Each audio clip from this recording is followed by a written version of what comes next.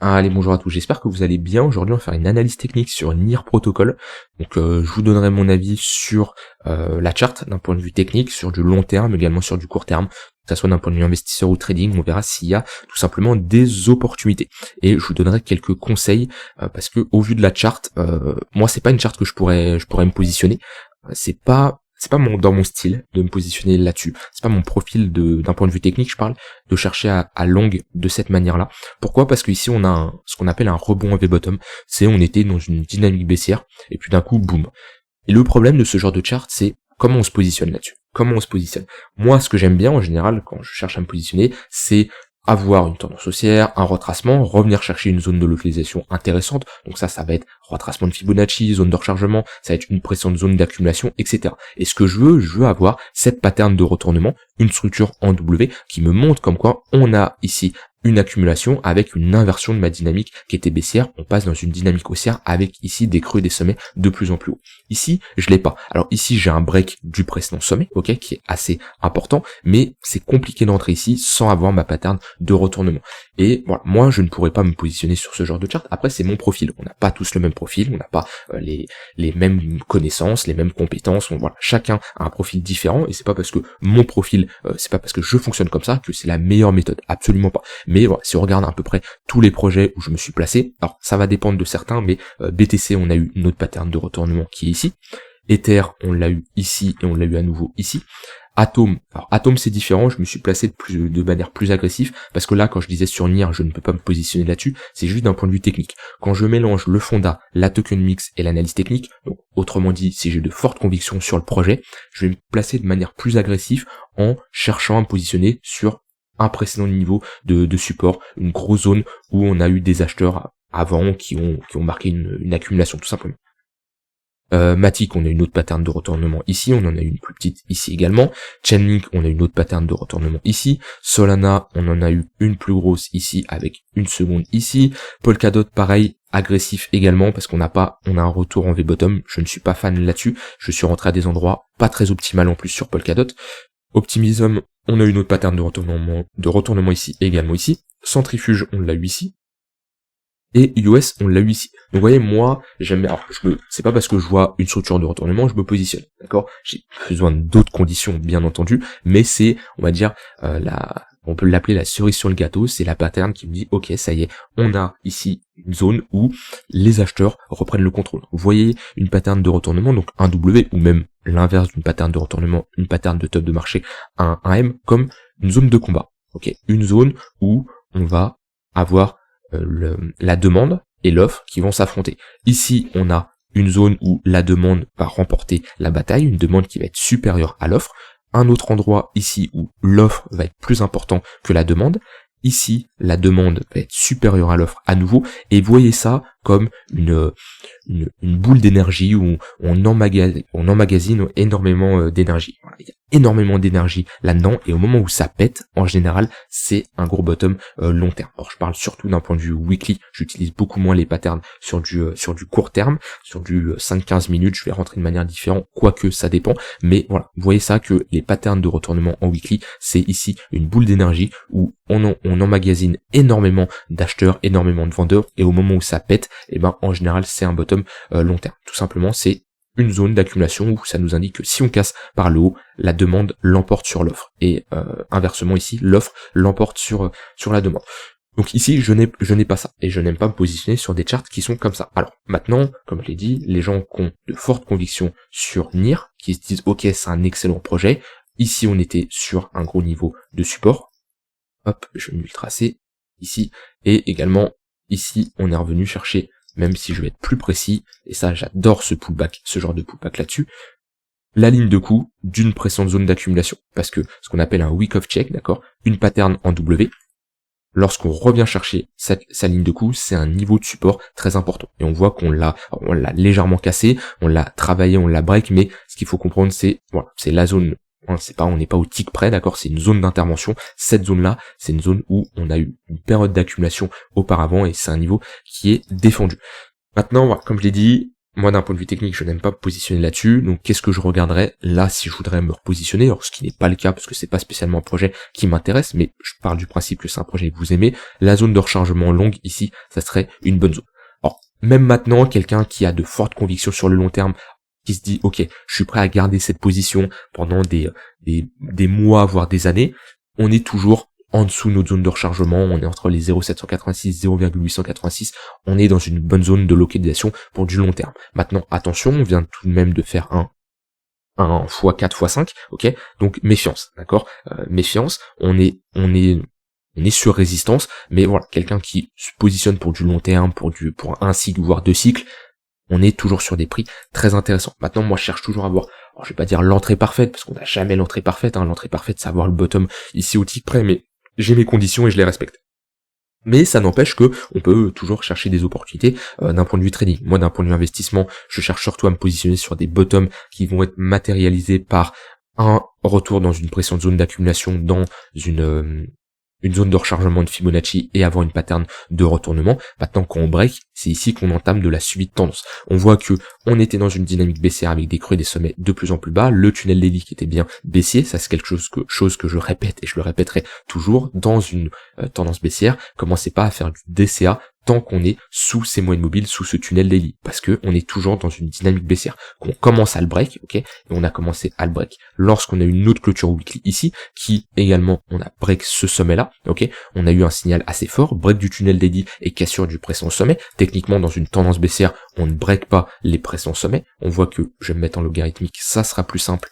Hop, on a ici un sommet, on ne break pas, ici un sommet, sommet, sommet, sommet, sommet, sommet. Et voilà, ici on l'a break. Donc là on a un signal qui nous dit ok, attention, potentiellement la fin d'une dynamique baissière. Et on voit qu'on vient tout simplement faire un pullback dans le tunnel daily. Si je passe en daily, on le voit beaucoup mieux. Voilà, on break. Et ici on a des confirmations comme quoi on est parti dans une tendance haussière.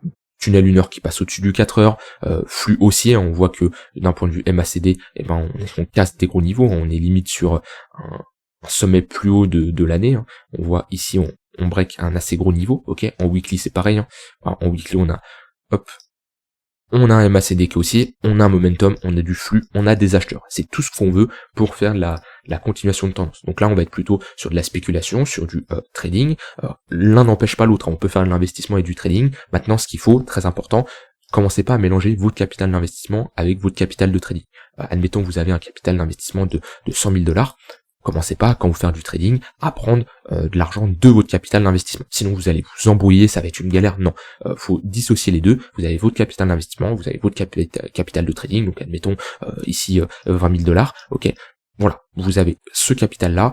Ici c'est l'argent que vous utilisez pour trader. Ici l'argent que vous utilisez pour investir. Mais en aucun cas ici vous devez les dissocier absolument. Et un conseil fortement, commencez pas à faire 100% du trading sur la crypto. Vous devez absolument avoir un capital d'investissement. Une personne qui a un capital 100% trading, pour moi, c'est une erreur monumentale. Je vous rappelle que quand vous tradez, vous échangez votre temps contre de l'argent. C'est un revenu actif, ok. Ça, c'est un revenu passif. Au moment où vous rentrez en position, alors je parle vraiment d'une position que vous allez garder des mois, voire des années, ok. C'est un revenu passif, ok. Vous allez générer des bénéfices de manière passivement, ok, et sans échanger votre temps contre de l'argent. Donc il y a une grosse différence entre les deux, et pour moi avoir un capital 100% trading, ce n'est pas une bonne idée, surtout sur le marché des cryptos, ou rien que dans un bull run, bon, il n'y a pas besoin de spécialement trader pour faire de l'argent. Donc voilà, donc tendance haussière. Maintenant, comment on se positionne dans une tendance qui est haussière? Déjà, première erreur, on ne short pas, ok. Les gens qui shortent une tendance haussière, en général ils se font rect, ok. C'est là où ils crament une plus grosse partie de leur capital, parce que quand on est dans une tendance haussière, la tendance est votre amie, donc on cherche à la longue. Donc plusieurs manières comme ça de vous positionner. Moi j'aime bien utiliser des moyennes mobiles, ça me permet de, on va dire, avoir une vision, de matérialiser ma charte et d'avoir des niveaux de repère. C'est des points de repère où je sais que quand on va chercher ces niveaux-là, c'est techniquement des niveaux qui peuvent faire office de support. Alors on va avoir plusieurs niveaux. Le tunnel 15 minutes, ça va être globalement pour faire de l'intraday. Donc voilà, quand on vient faire des pullbacks dedans, c'est des opportunités de longue, hein. Là je suis en 4 heures, mais si je passe sur du 5-15 minutes, ici on a une tendance haussière, hein. Là déjà qu'on a une tendance haussière en 4 heures, là il y a de quoi faire sur du 5-15 minutes. Le 1 heure, ça va être également pour de l'intraday. Alors intraday, on va dire entre de l'intraday et du swing. Voilà, on peut appeler ça de l'intra-swing, donc entre les deux. Et le tunnel 4 heures, c'est plutôt pour du swing. Mais globalement, tant que le tunnel 15 minutes fait office de support, je vais accompagner cette tendance. Quand il va commencer à casser, et ben je vais chercher à me positionner dans le tunnel 1 heure. Alors des fois ça marche pas, hein. Là visiblement ça n'a pas marché, en tout cas je pense que je me serais fait stopper, et ben prochain niveau, le tunnel 4 heures, etc. etc. Ça c'est la première manière, ça va être de chercher à avoir un flux qui est haussier en weekly, en daily, et ensuite avoir des pullbacks dans mes moyennes mobiles pour chercher à accompagner cette tendance, bien sûr en faisant de l'analyse multi-time frame. Je regarde sur du 4 heures daily ma tendance primaire, et ensuite je réduis sur les unités de temps pour avoir des confirmations. En général je prends 2 ou 3 unités de temps maximum, ça sert à rien de commencer en monthly et finir en 1 minute, c'est inutile, d'accord? Si vous tradez, si votre entrée se fait sur du 5 minutes, cherchez à faire du 15 minutes, 1 heure. Si votre entrée se fait sur du 1 heure, faites du 4 heures daily, mais ça sert à rien de commencer sur une analyse mensuelle pour finir sur une entrée en 1 minute, c'est complètement inutile. Donc voilà, donc ça c'est la première chose, chercher à me positionner sur des pullbacks sur les moyennes mobiles. Et si on rentre dans une phase de range, donc globalement on est toujours dans une tendance haussière primaire, hein, c'est-à-dire qu'en daily, weekly, on est dans une tendance haussière, mais par exemple en 4 heures on rentre dans un range, par exemple ici. Et ben globalement je vais chercher à me positionner sur le bas de range, je vais chercher à me positionner sur des niveaux clés. Alors si je peux avoir une confluence avec un tunnel de préférence, c'est mieux, comme ça j'ai une confluence, chose que je n'ai pas ici, tant pis. Alors je peux utiliser des points pivot également, ici je n'avais pas spécialement de confluence non plus, mais quand je rentre dans un range comme ça, techniquement, ça c'est très important, ne vous dites pas un range c'est une distribution. Il y en a, ils pensent tout de suite, ok, tendance haussière, si on range, hop, c'est sûr que c'est une distribution. Absolument pas. Absolument pas. Si vous partez dans ce principe-là, en fait, vous anticipez un retournement. Vous anticipez un top. On n'anticipe jamais. D'accord? On est dans un range. Comment est la tendance précédente? La tendance est haussière. On le voit, hein, pas besoin de faire bac plus 10 pour comprendre ça. La tendance est haussière. Les creux et les sommets sont de plus en plus hauts. Qu'est-ce que ça veut dire? Ça veut dire que techniquement, ce range-là a plus de chances de casser par la hausse. Pourquoi? Parce que une tendance haussière se prolonge plusieurs fois et se retourne qu'une seule fois. Donc, est-ce que j'ai plus raison de jouer le prolongement de ma tendance ou d'anticiper ici le top? J'ai plus de chances en tout cas, j'augmente les probabilités de mon côté de jouer dans le sens de la tendance et de me dire que ce range a plus de chances de casser par la hausse. Et globalement, quand c'est comme ça, je cherche à me positionner sur le bas de range alors si on rentre dans un range un peu plus long terme, je vais prendre des profits sur le haut de range. Si par contre on est dans un range plutôt court terme où je me dis que on n'a pas spécialement un affaiblissement du momentum, etc., je vais jouer le prolongement de ma tendance. Voilà globalement comment je cherche à me positionner. Maintenant que je vous ai dit ça peut vous aider, je l'espère. Actuellement, qu'est-ce que ça donne? Alors déjà, est-ce qu'on a un affaiblissement? D'un point de vue momentum, non. On a toujours un flux qui est haussier, on n'a pas de signaux de retournement, les creux et les sommets sont de plus en plus hauts. À quel moment on pourra parler de retournement? Si on commence à ici avoir un retracement, on fait un pullback dans notre zone de rechargement de short entre les 0,790, 0,786, 0,118. Ici on se fait rejeter et on break ce niveau-là. Là, attention, signal de top, M-top, sommet, creux, sommet, plus bas que le précédent, creux, plus bas que le précédent, là déjà on pourra retracer. Alors c'est un M-top en daily, c'est pas pour ça qu'on va verser tout ce pump en weekly, mais c'est le genre de structure qui peut nous faire revenir chercher les 0,382, voire les 0,618 de Fibonacci. Pour le moment, on n'anticipe pas ce genre de top de marché, mais si on voit ça, on sait déjà, ok, on voit un top de marché, on voit un M-top, très bien, on trace notre Fibonacci, ok, tant qu'on revient pas chercher les 0,118, ça sert à rien, on n'anticipe pas un retour, en tout cas c'est la zone que je surveillerai ici, c'est cette précédente zone de réaccumulation dans une tendance haussière sur cette zone de confluence avec les 0,118, à moins que on arrive dans une zone où on a un affaiblissement et on a une pattern de retournement, mais de préférence, même si j'ai une pattern de retournement, si elle n'est pas faite dans une zone qui m'intéresse, une bonne zone d'intervention, je ne rentre pas en position.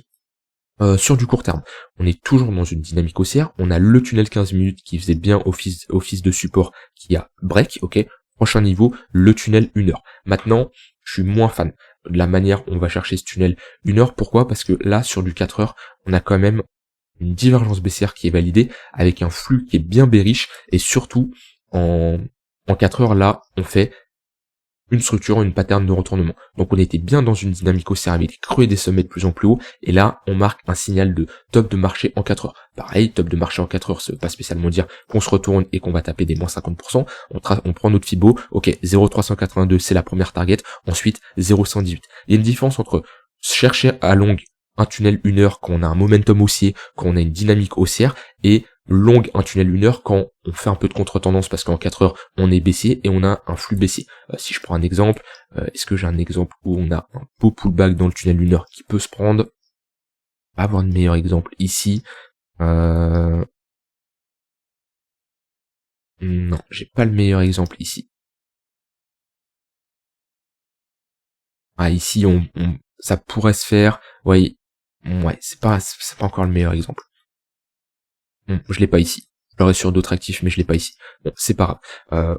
Ce que je veux faire comprendre, c'est si on avait été chercher ce tunnel 1 heure directement, à ce moment-là, sans avoir fait cette pattern de retournement, par exemple ici, on casse le tunnel 15 minutes et on va chercher le tunnel 1 heure, là, ok, on aurait pu avoir un setup de longue parce que on aurait été juste sur un repli. Là, on a marqué une structure de top de marché. C'est beaucoup plus compliqué, donc je chercherai pas spécialement à longue ici, sauf si on a une petite pattern de retournement. Mais au vu du momentum, je me méfierais quand même. Par contre, si on retrace et qu'on retourne chercher cette zone, les 0,118, qu'on break le tunnel 1 heure, mais qu'on vient chercher ce tunnel 4 heures, c'est une très bonne zone de localisation. Sur les 3 $, chiffre rond psychologique, 0,118, tunnel 4 heures pour chercher des longues. J'ai pas spécialement de confluence avec un point pivot, mais ouais, les 3 $, c'est un très bon niveau pour potentiellement poser un bottom. Alors, de préférence, on pousse à la divergence baissière. Ok, divergence ici baissière qui nous montrera un affaiblissement des vendeurs comme on a fait ici, mais inversement, hein, quand on cherche des longues, on veut un affaiblissement des vendeurs. Donc c'est ce que j'aimerais voir ici. Maintenant sur du court terme, je ne chercherai pas de longue ici. En tout cas, j'aime pas la charte comment elle est dessinée. En 1 heure, on a des creux et des sommets de plus en plus bas. On a quand même une petite divergence en 1 heure, et validée ici. Mais on retourne ici avec un flux baissier, et si on break ces niveaux-là, la divergence s'invalide. Donc ouais, je suis pas fan, à moins que, comme je l'ai dit, j'ai une pattern de retournement dans mon tunnel 1 heure. Ça c'est important. Cherchez toujours à localiser vos entrées. Donc globalement, vous dites, ok, cette zone-là m'intéresse, cette zone-là m'intéresse. Entre-temps, cette zone-là ne m'intéresse pas, cette zone-là ne m'intéresse pas. C'est-à-dire que quoi qu'on fait dans cette zone-là, vous ne rentrez pas en position. Et lorsqu'on est dans vos zones d'intervention, regardez comment le marché réagit. Est-ce que on a un retour des acheteurs? Est-ce que on a un flux qui devient haussier? Là, pour le moment, je vois un flux baissier, je vois pas de retour des acheteurs. À quel moment je reverrai un retour des acheteurs? Quand on aura une pattern de retournement. Ici, on a un exemple concret. On a ici une divergence baissière. Ok. On a ici des creux et des sommets de plus en plus bas. Là, on break un niveau. Là, pour le moment, j'ai pas envie d'acheter. Quand je vois ça, là, quand on break ici, j'ai pas envie d'acheter. Par contre, là, ça redevient intéressant. Pourquoi? Parce que ici, comme je vous le disais, on a une divergence baissière, on a un flux qui est baissier, on a des creux et des sommets de plus en plus bas. Par contre, c'est quoi la différence entre ici et ici? C'est que ici, on a une divergence qui est haussière, parce que ici, on fait un creux plus bas que le précédent, ici, creux plus haut que le précédent, affaiblissement des vendeurs, on est dans une bonne zone de localisation, le tunnel 15 minutes, et on propose ici une pattern de retournement. Donc là, cette pattern de retournement nous montre comme quoi on a la demande qui gagne contre l'offre, ok. Rappelez-vous ce que je vous ai dit avec ici, on accumule pas mal d'énergie, ensuite bam, dès qu'on casse, ça pète. On a exactement le pullback qu'il nous faut. Ici, il y a une entrée. Vous voyez, et faut s'adapter rapidement. Vous voyez, en très peu de temps ici, on passe d'une dynamique qui est baissière avec une divergence baissière à une dynamique qui redevient haussière dans une tendance primaire qui est haussière avec une divergence haussière. Donc c'est pour ça, faut s'adapter rapidement. Pour le moment ici, on est dans ce scénario où on est dans une dynamique baissière avec un flux qui est baissier, mais dans quelques heures, quelques jours, ça peut s'inverser rapidement. Voilà, j'ai dit ce que j'avais envie de dire, rien d'autre à ajouter. Je vous ai donné pas mal de conseils dans cette vidéo, ça fait plaisir. J'essaye de pas trop en donner à chaque fois parce que ça peut, vaut mieux avoir un petit peu de conseils tous les jours que de gros conseils de temps en temps. Ça va plutôt vous perturber qu'autre chose si je vous en donne trop. Non pas que je veux pas en donner, c'est juste que trop de conseils d'un coup, ça risque de faire trop d'un coup. Voilà, c'est surtout ça que je voulais dire. Voilà, rien d'autre à ajouter. J'espère que ça vous aura aidé, n'hésitez pas à me dire ce que vous en pensez, et je vous dis à demain pour une prochaine vidéo. Bye bye.